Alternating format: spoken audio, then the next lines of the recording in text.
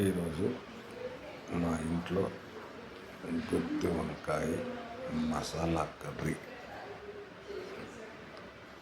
చూసేకాడికి చేస్తే చాలా టేస్టీగా ఉంటుంది. మసాలా కర్రీ వంకాయలు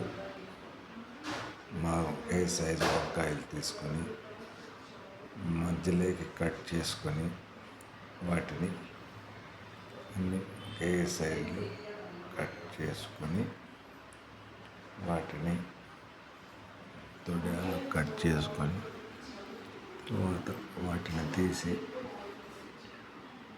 బౌల్లో ఉడికించి ఒక గిన్నెలా వేసి పొయ్యిలో ఉడికించి వాటికి మసాలా అల్లట్టి చేసిన ఇప్పుడు మసాలా వంకాయ కర్రీ చేసే విధానం చూడండి. ఈ విధంగా వంకాయ కర్రీని వంకాయలు తీసుకొని కట్ చేస్తూ ముందుగా బండట్లోకి తీసుకొని నీరు పోసి అందులో కట్ చేసిన వంకాయలు వేసి కట్ చేశాను.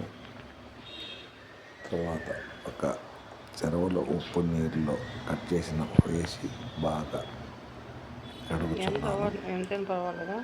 కడిగిన తర్వాత వాటిని తీసుకుని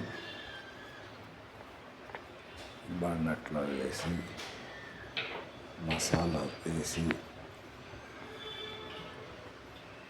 కర్రీ చేయాలండి. ఎన్ని ఉప్పు అన్నీ వేసి మసాలా వేసేసుకొని ఎలా వచ్చిందంటే అది వంకాయ లైట్గా అలాగనే వేయాలి.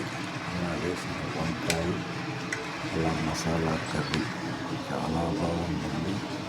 అన్నంలో ఎంతమందికి ఇష్టమో ఈ వంకాయ కర్రీ లైక్ చేయండి.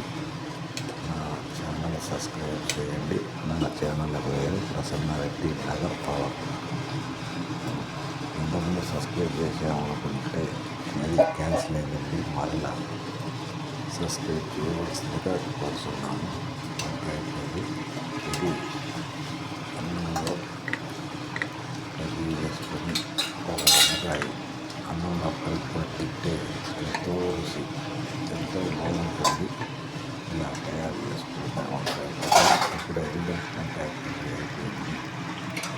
నేను ఒకసారి మరలా క్లియర్గా ఎలా చేయాలో చెప్తాను. దీంట్లోకి తెల్ల నువ్వులు కావాలి.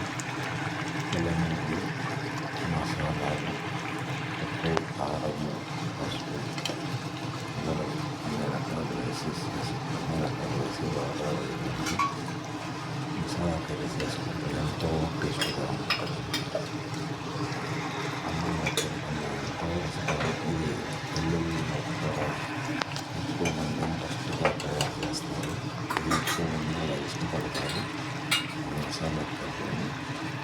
కాబట్టి మసాలా వంకాయని చాలా ఎన్ని సైజు వంకాయలు ఒకే విధంగా ఉండాలంటే ఇష్టపడడం ఏ సైజు వంకాయలు అందులో లేత వంకాయలు ఉంటాయి. లేత వంకాయలు అయితే బాగా టేస్టీగా వస్తుంది. ఓకే అండి, థ్యాంక్ యూ.